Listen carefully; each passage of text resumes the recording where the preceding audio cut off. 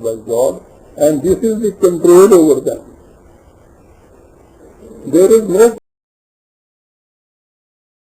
question of making these principles of boundary lines by any individual, collective, as well as the entire nation even. So this is the difference between the conduct of the state of the other nations, though they may be nations who believe in some religion.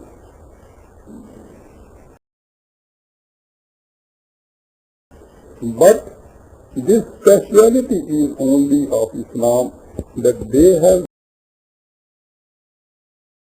got those principles or those, I would say, boundary lines again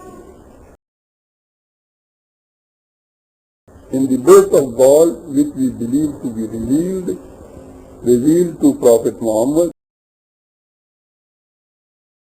He was the first to establish such a state in which these principles were enforced by him, and thereafter it has to continue. So, if an individual wants to live an Islamic life, it can be done only in an Islamic state. An Islamic state means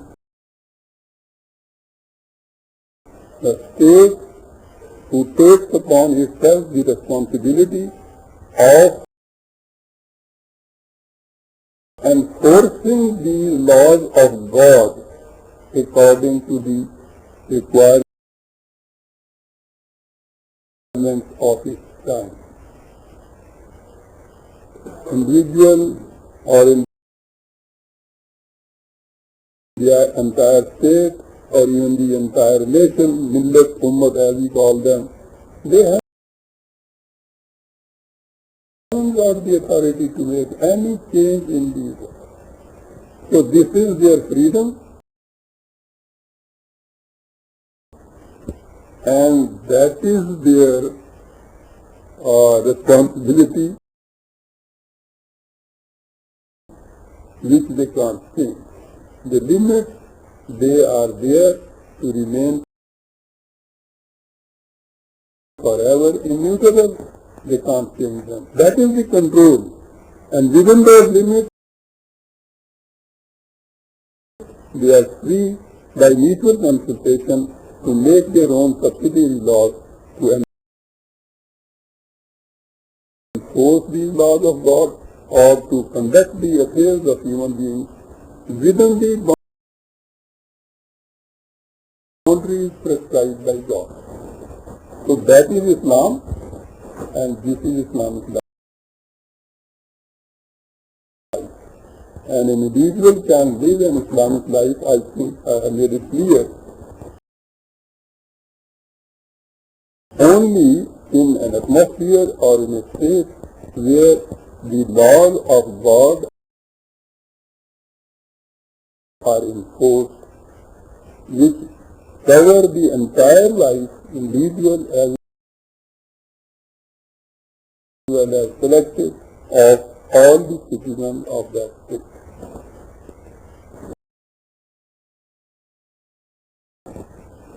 Clear?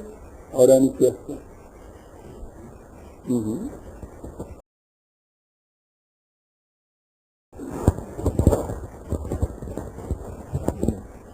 If you permit, I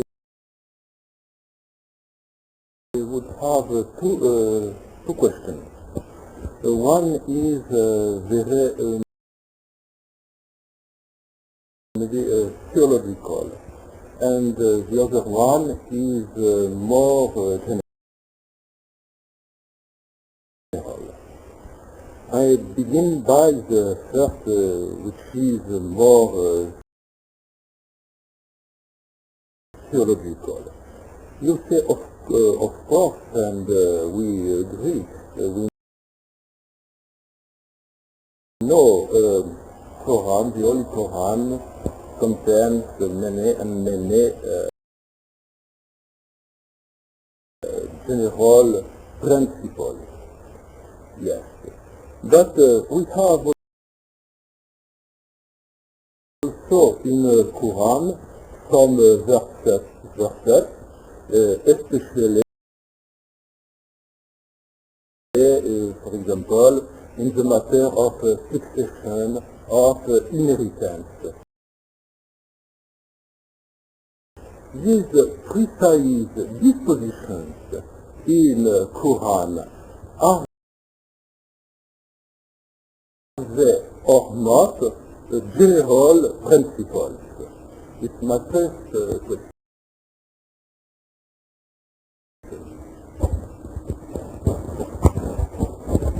Perhaps the question, as I have been able to understand, is that in the Quran there are laws and principles and orders also, not only the principles. I have already stated that except few injunctions and orders given by God specifically, they are few, they are also in the Quran. Others are all only limitations.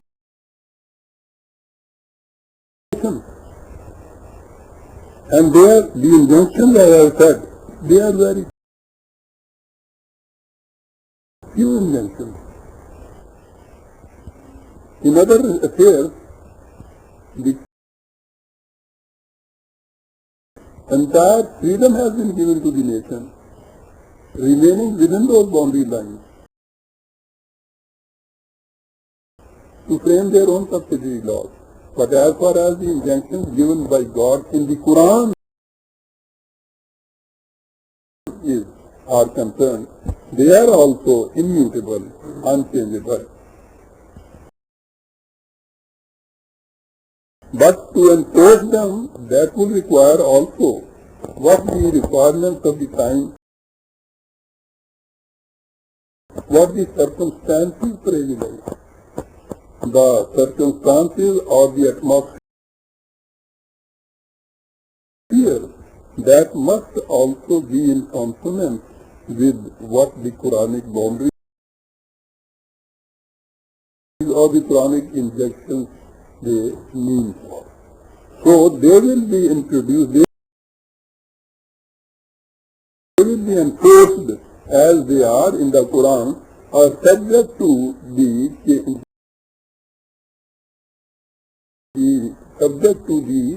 I would say, the atmosphere in which those laws are to be enforced. But they will remain unchanged, no doubt.